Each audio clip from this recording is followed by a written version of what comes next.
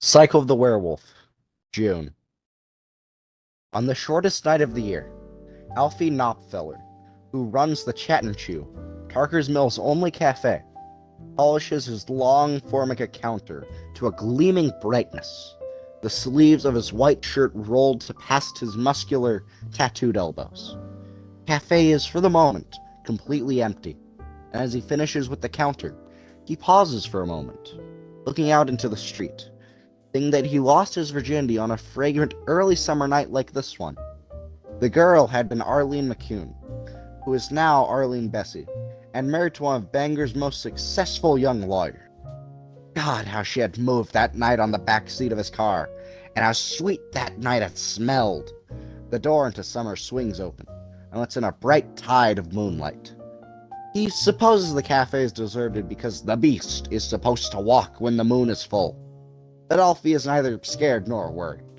Not scared because he weighs 220, and almost all of it is still good old Navy muscle. Not worried because he knows the regulars will be in bright and early tomorrow morning for their eggs and their home fries and coffee. Maybe, he thinks, I'll close her up a little early tonight. Shut off the coffee and button her up. Get a six-pack down at the market basement, and take in the second picture at the drive-in. June. Full moon. A good night for the drive-in and a few beers. A good night to remember the conquests of the past. He is turning toward the coffee maker when the door opens, and he turns back, resigned. Say, how you doing? He asks, because the customer is one of his regulars. Although he rarely sees this customer later than 10 in the morning.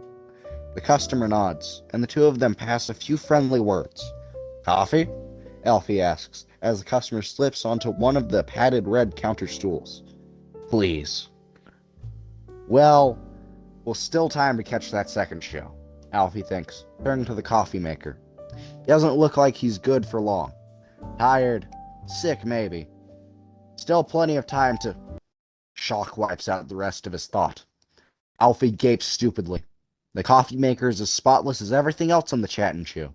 The stainless steel cylinder is as a metal mirror, and its smoothly bulging convex surface, he sees something as unbelievable as it is hideous.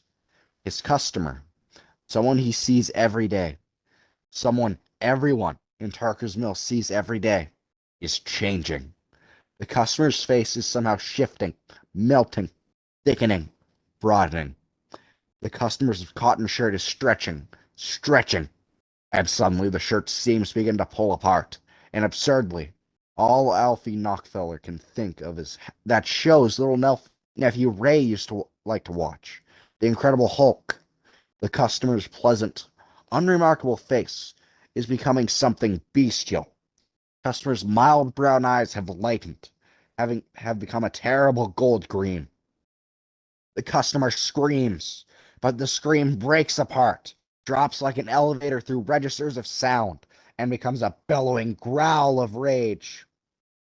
It, the thing, the beast, the werewolf, whatever it is, gropes at the smooth formica and knocks over a sugar shaker. It grabs a thick glass cylinder as it rolls, spraying sugar, and heaves it at the wall where the specials are taped up, still bellowing.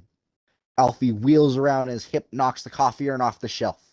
He hits the floor with a bang and sprays hot coffee everywhere, burning his ankles. He cries out in pain and fear. Yes, he is afraid now. His 220 pounds of good Navy muscle are forgotten now. His nephew Ray is forgotten now. His backseat coupling with Arlene McCune is forgotten now. And there's only the beast, here now, like some horror monster in a drive-in movie. A horror monster has come out of the screen. It leaps on top of the counter with a terrible muscular ease. It slacks its tatters. Its shirt in rags. Alfie can hear keys and change jingling in its pockets. It leaps at Alfie, and Alfie tries to dodge, but he trips over the coffee urn and goes sprawling on the red linoleum.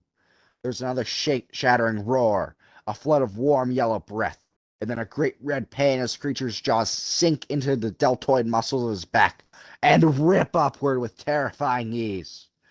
Blood sprays the floor, the counter, the grill.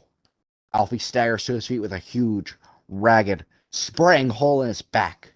He is trying to scream, and white moonlight, summer moonlight, floods in through the windows and dazzles his eyes.